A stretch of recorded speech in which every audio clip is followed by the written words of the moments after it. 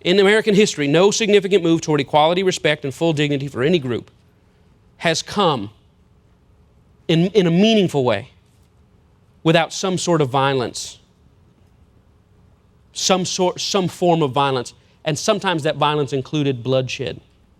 And in this struggle for small groups to move towards equality, respect, and full dignity that includes violence, no group has required more violence to get to a place of almost full dignity, equality, and respect than Black Americans. Let me say this. I know, because I saw this on the last Thursday's episode of Jerry Springer, that injustice anywhere is a threat to justice everywhere. That was his final thought on last Thursday's show. I think that's where I heard that. I'm not sure where I heard that. I know I've heard that before at school or something. Injustice anywhere is a threat to justice everywhere. I believe that. And in light of that, I want to go on record, and I may lose some more of you with these next few statements than I lose the rest of the message. In light of that, I want to offer my support, and I want our church to offer our support and encouragement for any and all who are speaking out against injustice anywhere. My assignment is to help call America into the important work of righting as much as they can some of the wrongs from days gone by. Now let me say this. You cannot compare the struggle and the fight for dignity, equality, and equality that Black Americans have had to toe that line with any other group in America, except possibly for the indigenous peoples that were here, Native Americans.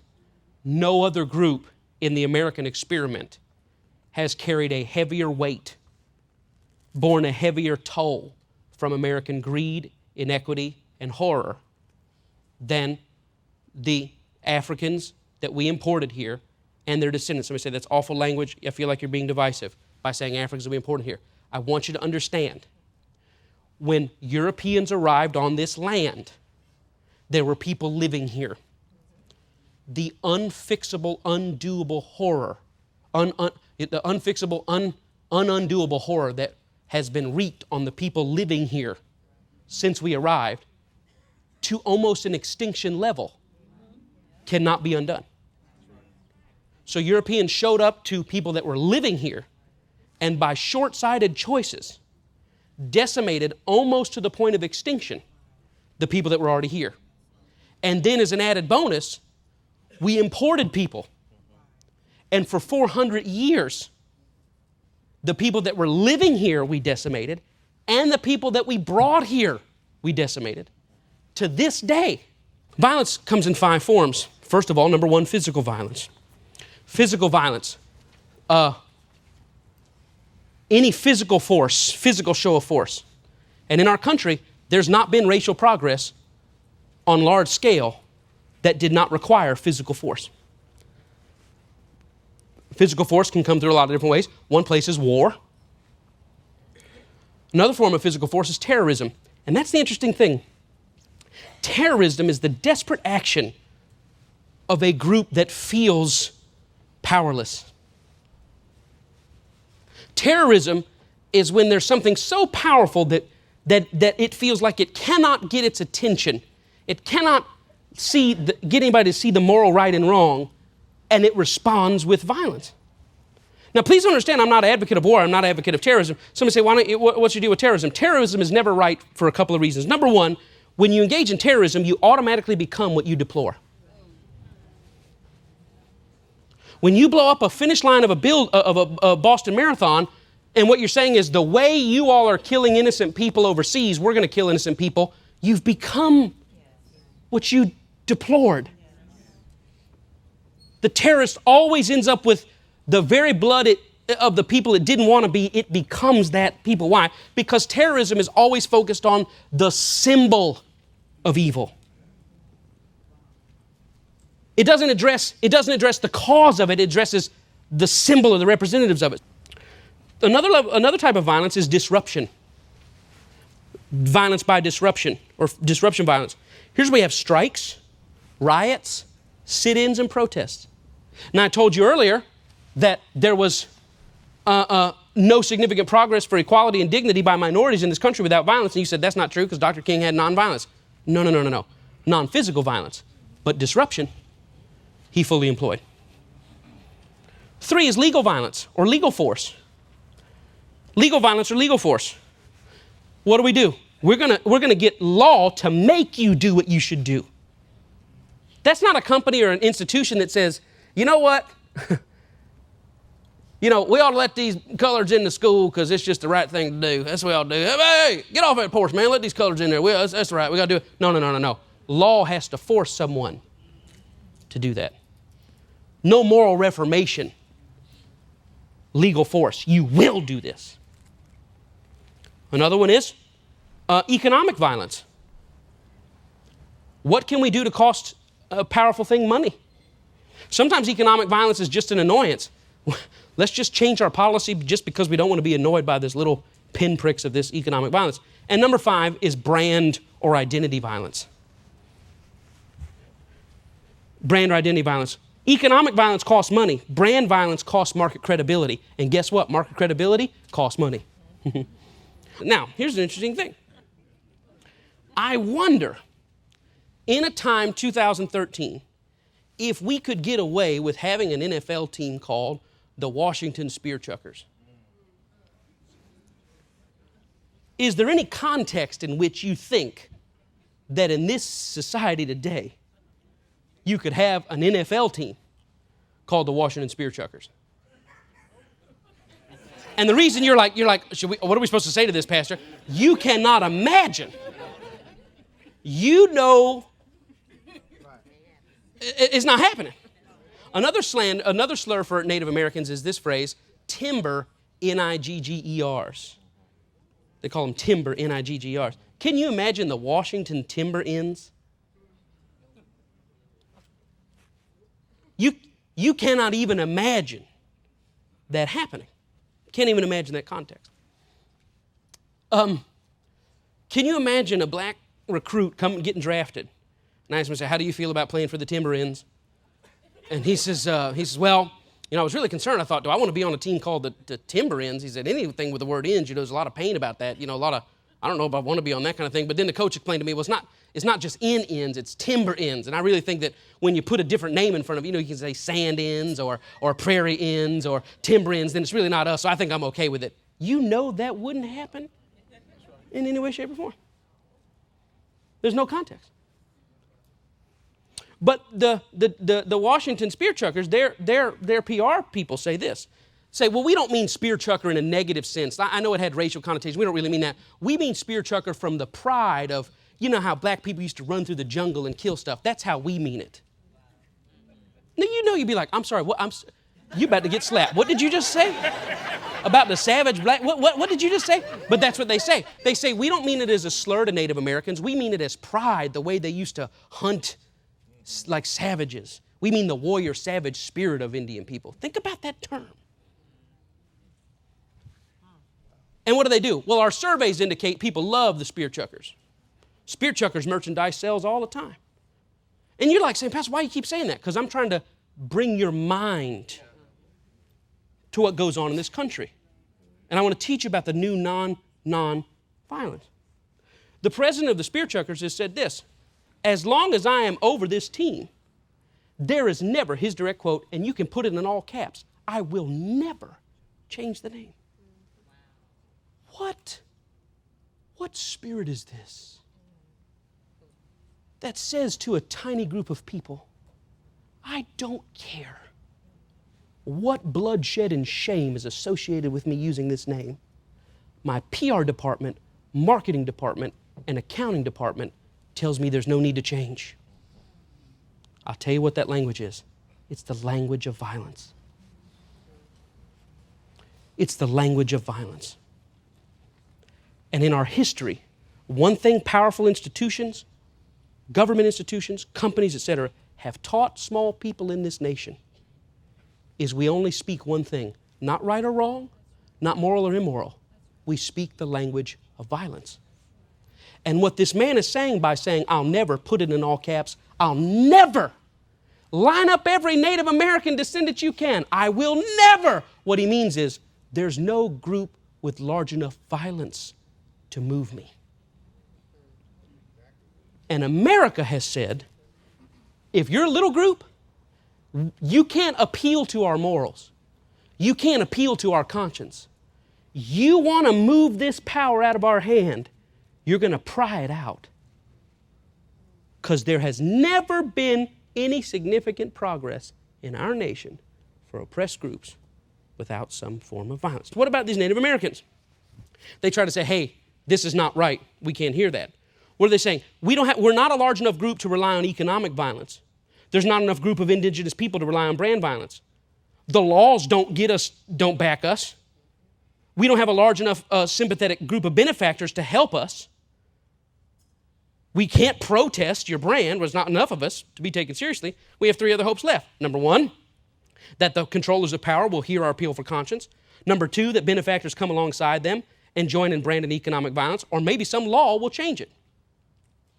And so the man says in this, hear me, never, all caps, never will I change. What is he calculating on? The lawyers, the survey people, and everybody else has said, the group's too small, our brand's too big, we're making too much money to do the right thing. And what do the Native Americans say? Now, let's check out this. If black people who played for the spear chuckers, so why do you keep using spear chuckers? Because I want you to hear how offensive the term redskin is. I won't use spear chuckers. If the black people that played on the timber ends came out at halftime and instead of kneeling down to pray, cut their jerseys off and dropped them before they went to the locker room, could this man afford that type of negative brand identity? If black season ticket holders said, look, you're going to call somebody a timber inn, you might as well call me an inn. Not happening. Now all of a sudden the little bitty group, which has no voice, gets benefactors alongside it that has a voice. Watch how quick never in all caps becomes never in lowercase and becomes we're doing a think tank. What is he saying? The Native Americans have no violence. And nobody else cares enough about them to link arms with them to exert us. So we can continue to belittle their pain. A, it's too far in the past, and B, we're making money here.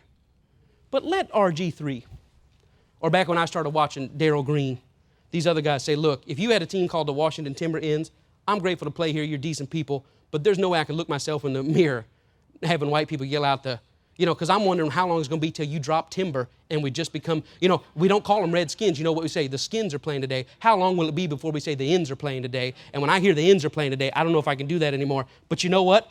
What does a person say that? Hey, you don't like playing here, we'll get rid of you. What? They start to use economic violence. Violence is the language of power structures.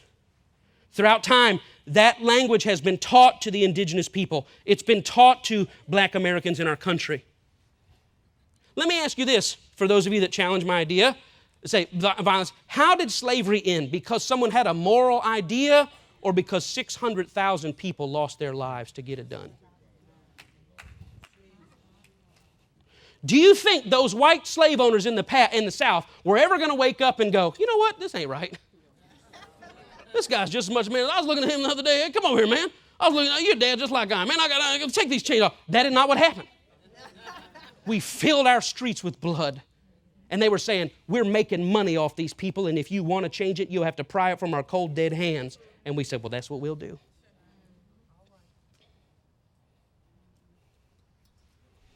So we went right out of slavery to Jim Crow. Did Jim Crow end because people just thought, this ain't right. You ought to be able to sit at any lunch counter you want to. You ought to be able to sit wherever bus you want to sit on. You ought to be able to go to whatever school you want to go to. That's not how it ended, was it? 4 guys walked in, Greensboro, North Carolina, sat in a chair, said, we'd like to be served, please. And they said, we don't serve coloreds at this counter. And you know what? You'd have thought that somebody could go, you know what, you're a human being. This is totally ridiculous that I can't treat you like a human being. But they don't speak that language until they locked down every lunch counter in the South, and until people were spit on, kicked, hit, mustard, everything else, and until the guy started realizing he's losing money, it's not going to end.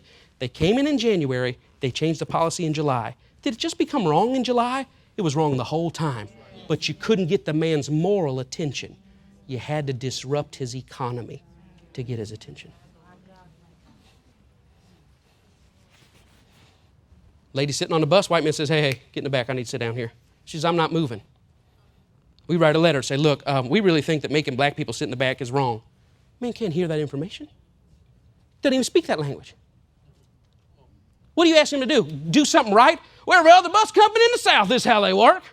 I mean, you telling Woolworth change their lunch counter policy. I'm telling you, Kmart, they do it, and JCPenney's, they do it. I mean, why? I mean, you're asking me, it ain't illegal to make blacks. See, what do I speak? It ain't illegal, law of violence. It ain't illegal to make black. I didn't ask you if it was legal. Is it the right thing to do? Well, I don't know about that. And you know what? 318 days of people walking and not taking that bus. They say, all right, fine, we'll change the policy. What? You finally spoke a language.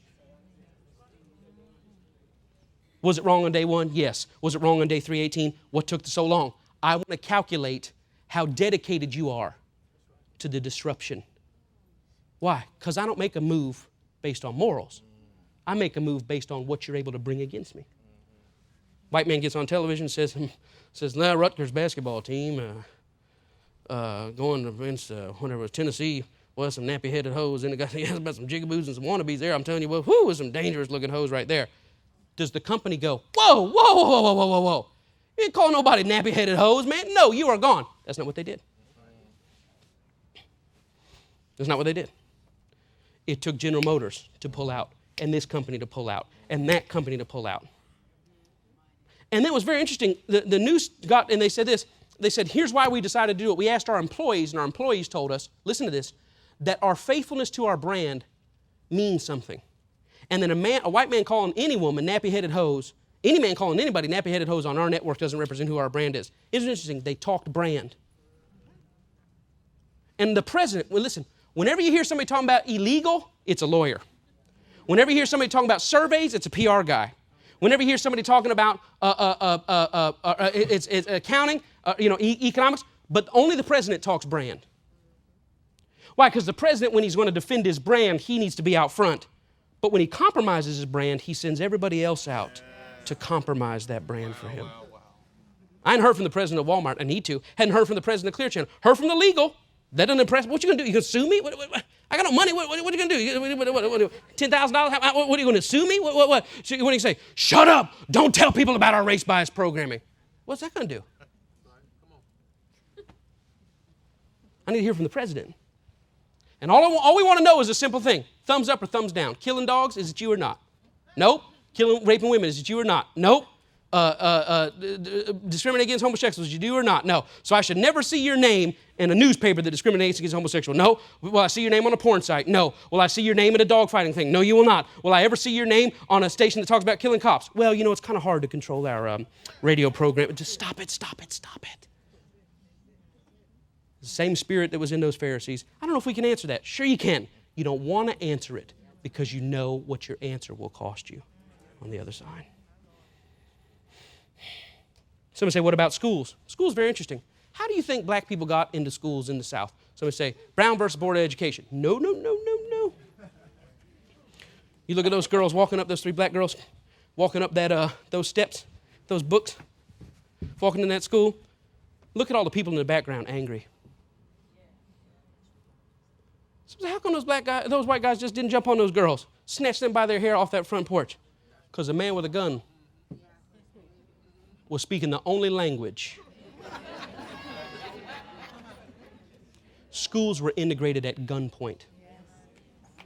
Schools were integrated at gunpoint, which is what? They finally had to say, you don't respect the law, you don't respect right and wrong, you don't respect human dignity, but I bet you with this, well, I don't know what would they have carried back then, not M16, what would it have been, M14 or whatever? Okay, yeah, what he said. Yeah, he said, Quran, is that what you said? Yeah. I tell you what, dude, I bet if we weren't here, you'd snatch these black girls off this porch, wouldn't you? Yes, we would. But I bet you're not going to do it with him here. No, I'm not. Why? Because I think we finally have your attention. Why did it have to get to that place?